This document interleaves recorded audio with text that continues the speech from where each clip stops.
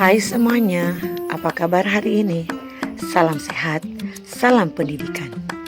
Bertemu lagi bersama saya, Ibu Yulita Jinwauran, Sarjana Pendidikan, dalam pembelajaran jarak jauh mata pelajaran Bahasa Indonesia.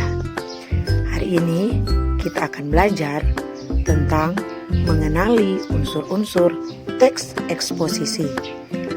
Ini merupakan materi kelas 8. Mari belajar.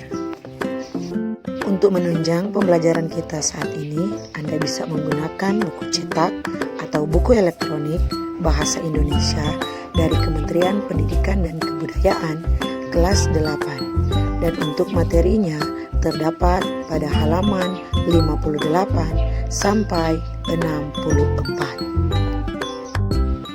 Baiklah, saat ini kita akan belajar bab 3 dengan tema teks eksposisi dalam media massa. Pernahkah Anda mendengar kata eksposisi? Pernahkah Anda membaca koran atau majalah?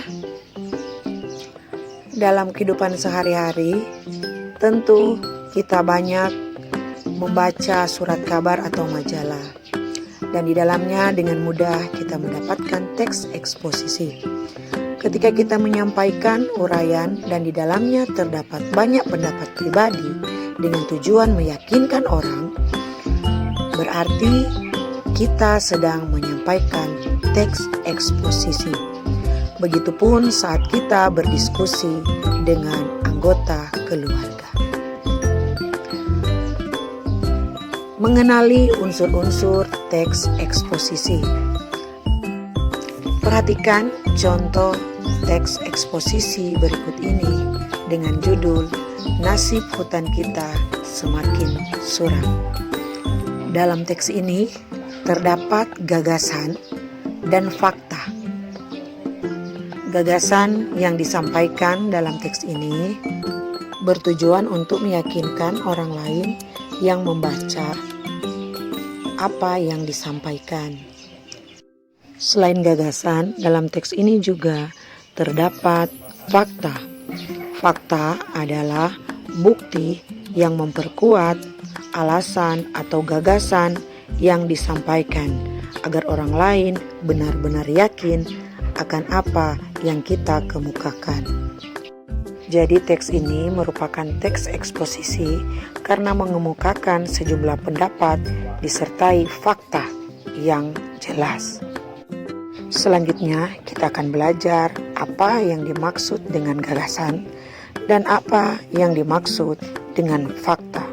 Seperti apa gagasan dan fakta itu? Teks eksposisi dibentuk oleh dua unsur utama, yaitu gagasan dan fakta. Gagasan disebut juga ide ataupun pendapat. Isinya berupa pernyataan yang mungkin berupa komentar, penilaian, saran, dorongan, ataupun bujukan. Sedangkan fakta adalah keadaan atau peristiwa yang merupakan kenyataan, sesuatu yang benar-benar ada atau terjadi. Selanjutnya, pola-pola pengembangan teks eksposisi. Pada teks sebelumnya tentang nasib hutan kita yang semakin suram, tampak bahwa hubungan antar bagian dalam teks itu berpola sebab akibat. Teks tersebut memang menjelaskan tentang sebab-sebab makin suramnya kondisi hutan kita.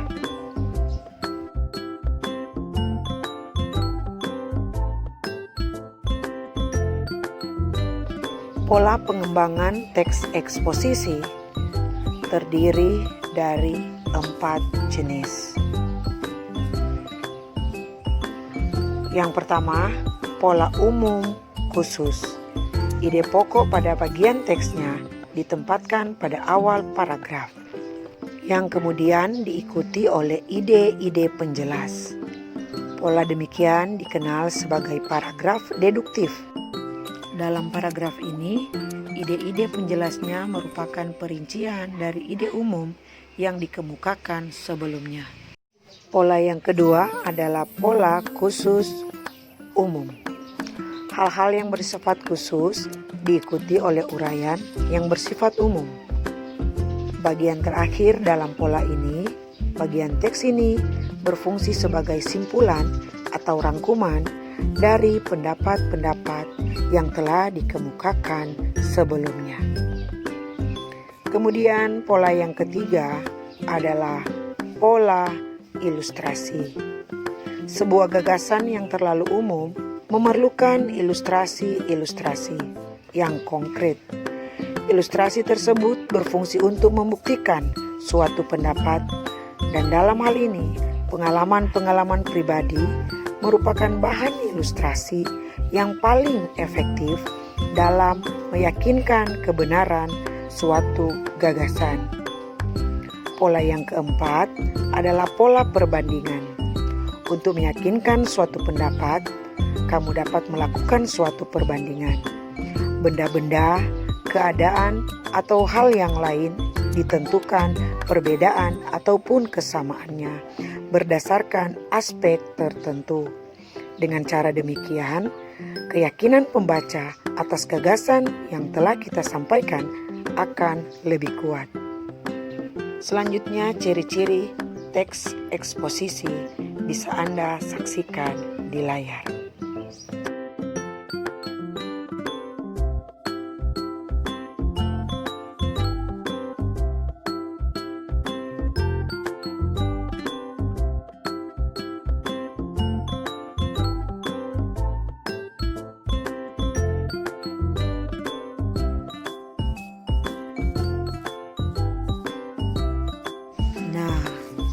Demikian pembelajaran kita hari ini. Anda sudah tahu dan sudah bisa mengenali unsur-unsur teks eksposisi. Semoga pembelajaran kita hari ini dapat bermanfaat untuk Anda semua. Tetap jaga jarak, tetap pakai masker, dan tetap cuci tangan. Hidup sehat adalah pilihan kita semua. Terima kasih, sampai jumpa.